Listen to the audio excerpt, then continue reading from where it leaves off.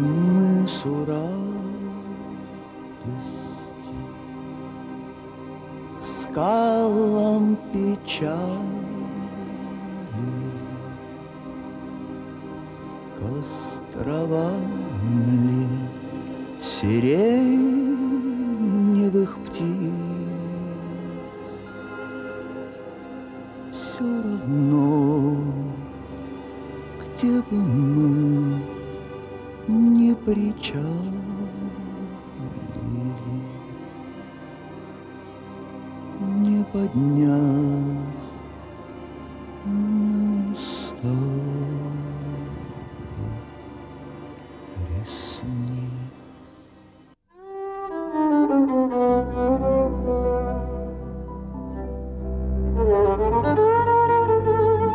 Все было уже предрешено. Его родные и близкие знали, что осталось ему немного. А он смертельно больной все говорил и говорил о том, как будет снимать фильм по сценарию Владимира Короткевича «Похождение белого дьявола». Он говорил о том, как будет экранизировать притчу Олеся Адамовича «Франц и Полина», как снимет киноленту под названием «Дерево в центре Кабула» и фильм о своих друзьях, поэтах, художниках, музыкантах.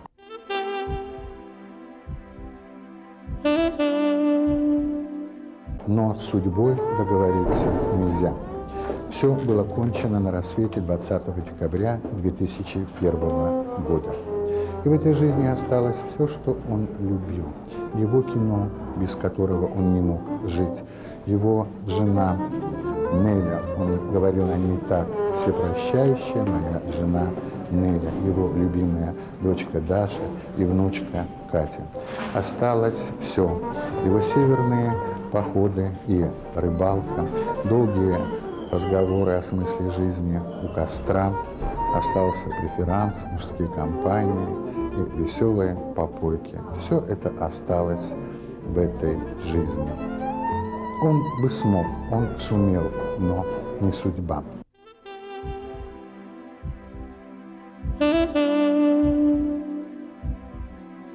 Ну и сегодня его считают лучшим оператором киностудии «Беларусь фильм». И сегодня о нем вспоминают как о добром и щедром человеке. А разве этого мало для того, чтобы помнили?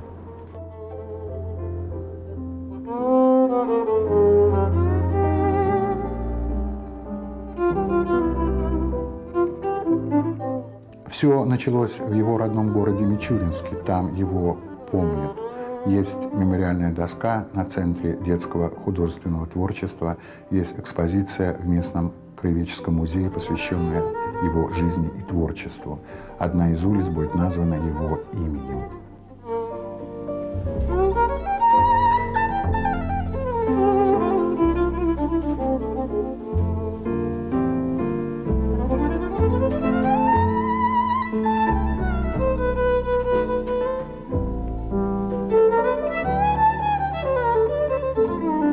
Это было в 8 классе, он учился в 6 школе и пришел в кружок фотодела. Заниматься фотоделом он не очень хотел, но понравилось, увлекся. Потом стал усиленно заниматься рисованием.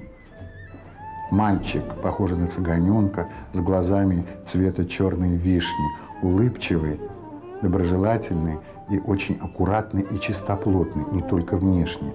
Так вспоминают о нем его педагоги. А педагоги у него были настоящие, потому что они учили его не только фотоделу и рисованию, они учили его жизни.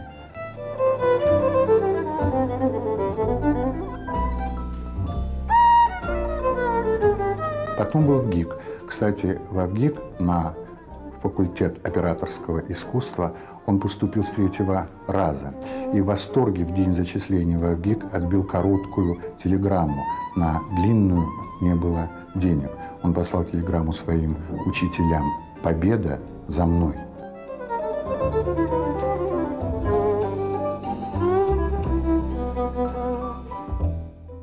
Ему повезло. Он учился у классика советского кино Анатолия Головни. И еще раз ему повезло, когда на своем жизненном пути он встретил военного кинодокументалиста Авенира Софина, который снимал все бои под Сталинградом и пленение фельдмаршала Паулюса. Потом Роман Кармен в постановочном варианте все это воспроизвел на экране. Юрий Марухин учился правде кинематографа у кинематографа «Правды».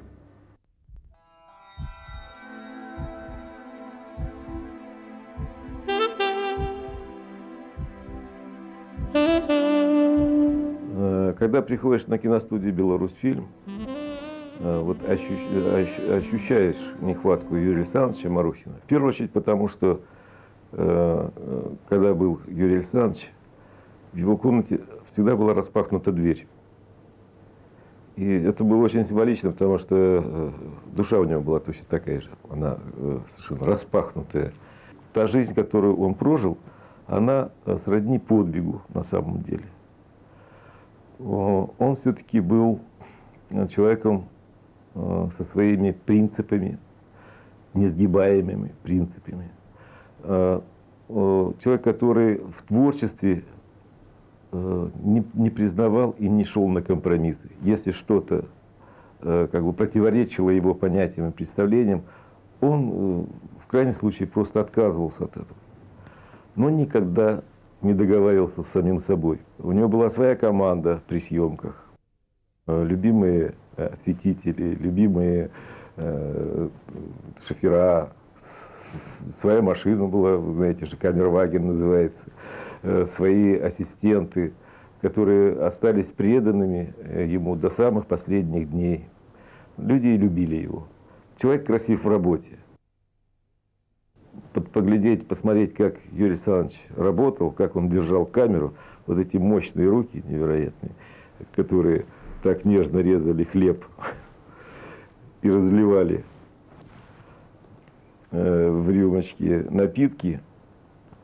Эти вот руки мощные, уверенные, держали так камеру, но, понимаете, одно дело держать камеру, другое дело снимать. Вот то, что снимал Юрий Александрович, всегда восхищало. Ни один режиссер даже не мог предположить, что снимать будет Юрий Александрович. Обязательно какие-то планы, которые он снимет сам, самостоятельно, предложит что-то. Даже, ну, это невозможно было даже куда-то в режиссерский сценарий, в раскадровку внести. Вот он видел какое-то состояние, на всякий случай он всегда снимал. И, как правило, это входило в картину. Он все время придумывал какие-то точки, с которых нужно снимать. Не задумываясь вообще, опасно это, не опасно. Главное, чтобы это работало на искусство, на картину, чтобы это было каким-то кинематографом. Потому что те подвесные дороги, которые придумал Юрий Александрович Марухин, это что-то невероятное. Это отдельная песня.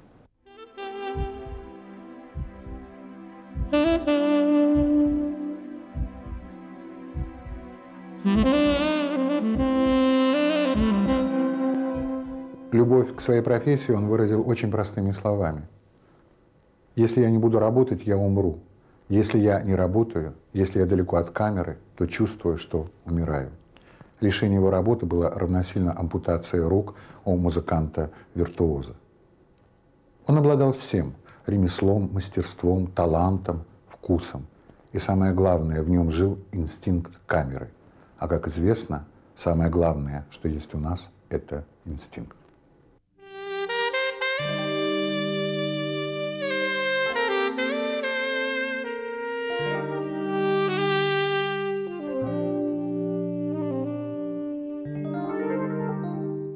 Он для меня был учителем профессии.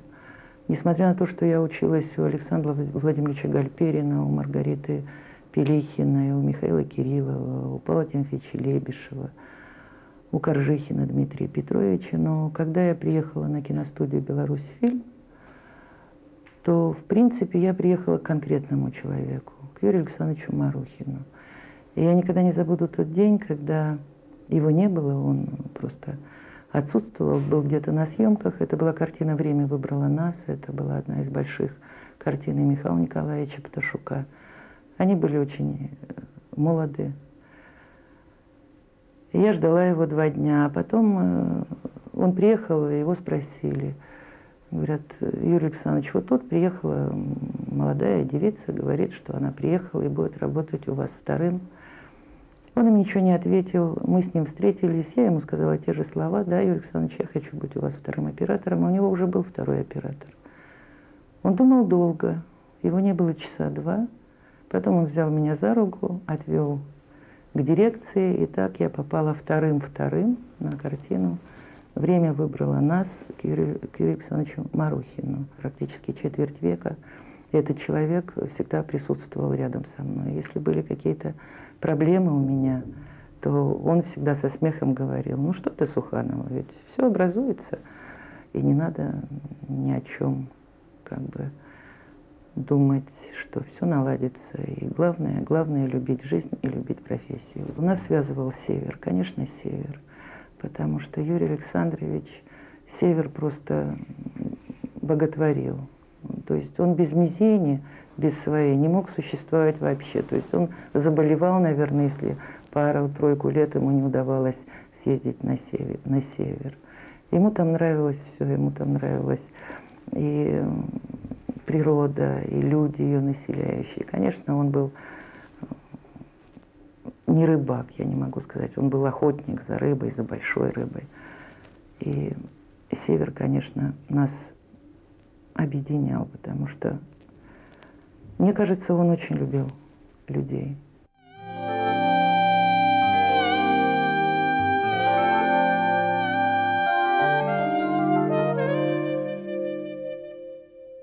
Заслуженный деятель искусств Республики Беларусь, лауреат и призер многих международных и всесоюзных кинофестивалей Юрий Александрович Марухин отдал белорусскому кино 40 лет своей жизни. Да, это целая жизнь. Он снимал художественные и документальные фильмы, как кинооператор и как кинорежиссер. Всего их более 60. И все они знаки на пути развития нашего белорусского кино. Он не всегда был в восторге от того, что он делал, в отличие от других деятелей искусства. Но все, что он делал высокопрофессионально. Однажды на пленуме правления Союза кинематографистов Республики Беларусь он сказал такую фразу: «Марис Лиепа не будет танцевать на сцене с партнером, который просто хороший человек. Он будет танцевать только с профессионалом». В этих словах его отношение к профессиональному уровню профессионала. Как кинооператор и кинорежиссер он снял фильмы «Черное солнце», «Восточный коридор», «Могила льва», «Половодье», «Затишье», «Радуница», «Мать урагана», «Человек, который брал интервью» и многие другие. Он много снимал в жанре кинодокументалистики. И все, что он делал очень честно, он делал очень аккуратно, он делал очень чистоплотно. Таков он был по своей натуре. И надо быть человеком кино, чтобы понять, за что и почему он любил кино. Почему, для чего он мог лечь с камерой под идущий поезд, привязать себя к колесу летящего вертолета. Нет, вовсе не для того, чтобы все сказали «ах», не для этого.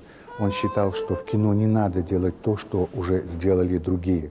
В кино нужно делать так, как умеешь только ты.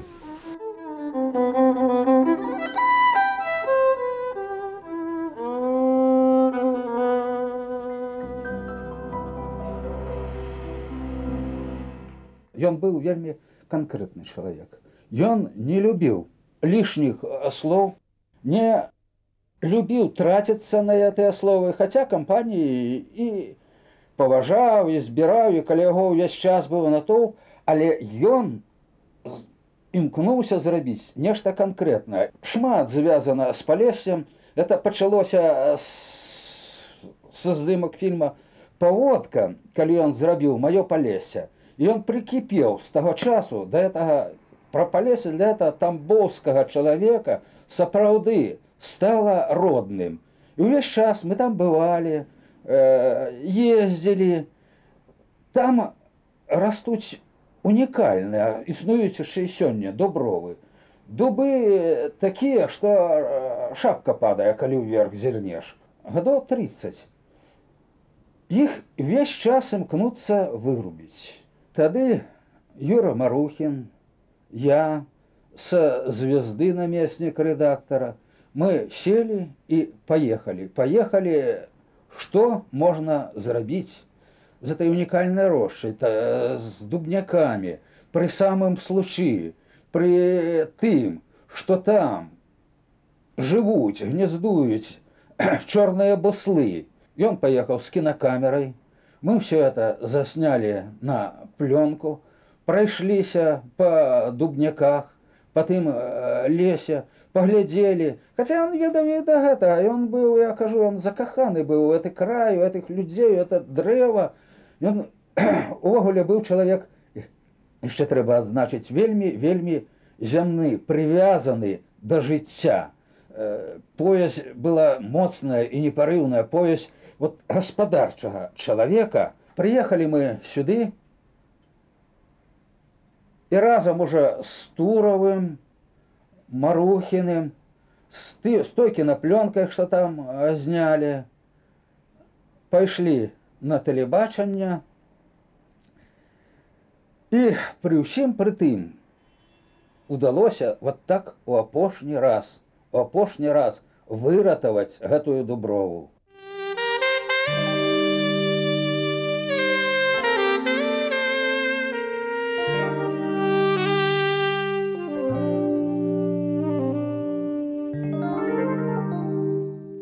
Друг Юрия Марухина, известный поэт Игорь Шкляревский, сказал о нем так: «Это человек неутомимый внешне и в душе, без единой червоточины. От него всегда веет чистотой и силой».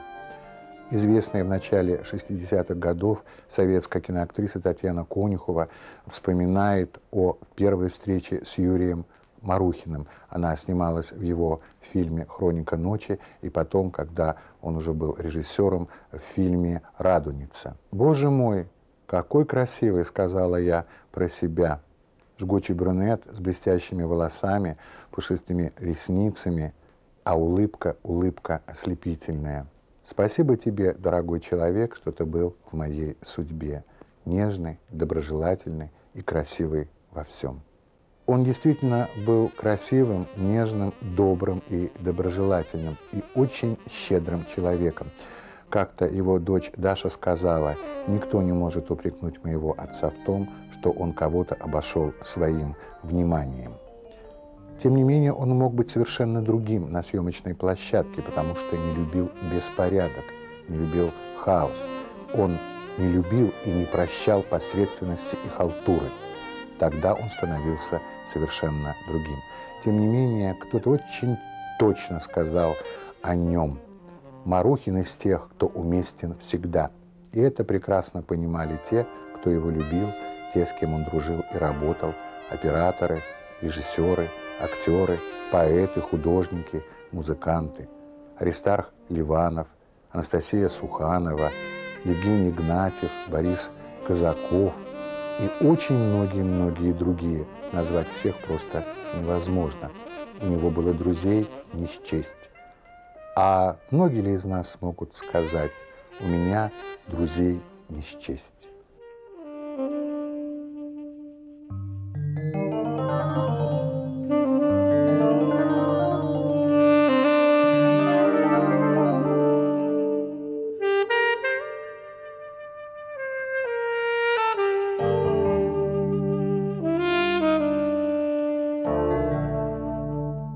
С младенчества и до достаточно взрослого возраста я всегда чувствовала, что он у меня за спиной. Когда он появлялся всегда в самых трудных ситуациях в моей жизни. И, ну, знаете, есть любовь, да, есть ее отсутствие. Вот разница, собственно говоря, между тем, когда он был и когда его нет. С ним всегда было интересно, всегда было весело, всегда было здорово, потому что, во-первых, он был настоящим мужиком. Во-вторых, действительно, он был очень красивым и умным человеком, классным профессионалом. То есть, ну, отец был всегда для меня отец, вот во всех смыслах этого слова. Вот отче, да, есть такое слово старорусское. Вот, и какие бы там мы ласковые друг другу не придумывали прозвища, имена, но все равно мы были на одной волне. Однажды притащили какую-то книжку «Совпадение биоритмов у людей». Так вот, у нас с ним было совпадение биоритмов едва ли не до 90%. Я не помню там точно цифру. То есть, если у него что-то случалось, я это чувствовала спинным мозгом, точно так же он спинным мозгом чувствовал, когда что-то случалось со мной. Он оставался настоящим человеком и в здравии, и в болезни. И, может быть, показал, как надо жить по-настоящему. Потому что ни единого качества перед лицом своей смерти, своего человеческого, он не потерял. Это очень важно. Он оставался сильным, мудрым, умным, терпеливым. И, может, это печально звучит, но его смерть показала мне, как надо жить. Детство, проведенное с таким отцом, я считаю, это действительно данное Богом счастье. Потому что мы купались с ним в 4-бальный шторм. Я висела у него на шее, он, значит, выплывал со мной из волн в Феодосии. И лазили по каким-то горам невероятным. И сказки, которые он мне рассказывал, сейчас я рассказываю своей дочери. И очень многие эти советы, которые он давал мне уже в более взрослом возрасте, я их не просто приняла для себя, но я сейчас могу этими же советами помочь кому-то. Умный, мудрый, цельный человек. Вот. Очень педантичный по-своему. То есть меня поразило, когда мне пришлось наводить порядок в его кабинете, меня поразило то, что вот какие-то маленькие вещи были разложены по маленьким коробочкам, перетянуты маленькими резиночками. У него были такие большие руки. Вот он этими руками это все очень аккуратно складывал. Вот. И точно так же вот в жизни он мог отделить главное от второстепенного и разложить все на свои места. Однажды он решил снять небольшой такой, фильм-коллаж о лошадях. То есть о том, чем я сейчас занимаюсь. И я куда-то вышла, захожу в коридор конюшни, а он лежит под ногами у лошади, практически дикой, которая способна его убить, и снимает лошадь снизу, как ей чистят ногу. То есть расчищают копыта и прибивают подкову. Но вообще это тоже о чем-то говорит, потому что, то есть он всегда умел как-то так сделать, что его не боялись ни люди, ни дети, ни животные. Все его любили. Причем, животные, наверное, вообще-то очень чувствуют хорошо. Даже его нелюбимые кошки, и те к нему всегда шли, хотя он их терпеть не мог. Очень любил мою дочь, свою внучку. Вот. И очень гордился ей.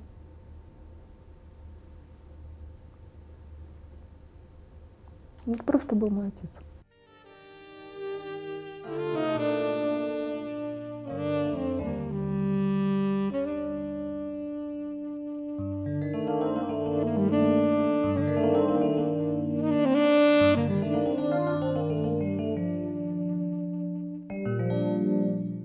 В жизни его, как и в жизни каждого человека, всего было много и хорошего, и плохого, и далеко он был не святым, он был грешным человеком, как и все мы.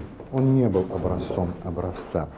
Но все, что он испытал, все, что уготовила ему судьба, он принимал достойно. Он принимал все как данное: поражения и победы, муки и радости. Ему очень нравились стихи Анастасии Сухановой, и одно из них он украл, вырвал листок со стихотворением из ее тетради. Я думаю, что больше всего ему нравились вот эти строки. «Славно я пожил, любил не впопад, жаль, не увидел я свой звездопад. Тихо ушел, не простился, не звал, выбрал себе я небесный вокзал».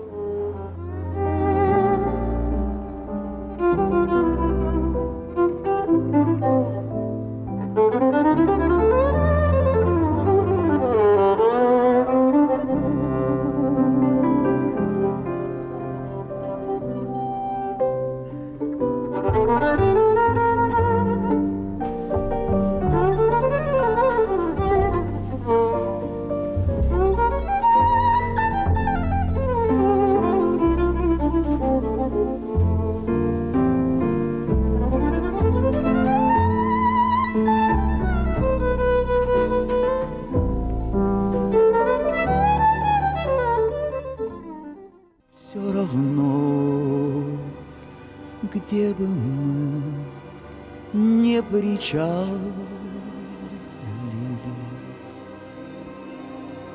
к островам ли сиреневых птиц, к мысу радости, к скалам печали.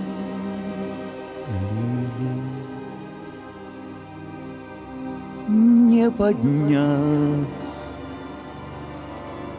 нам устав,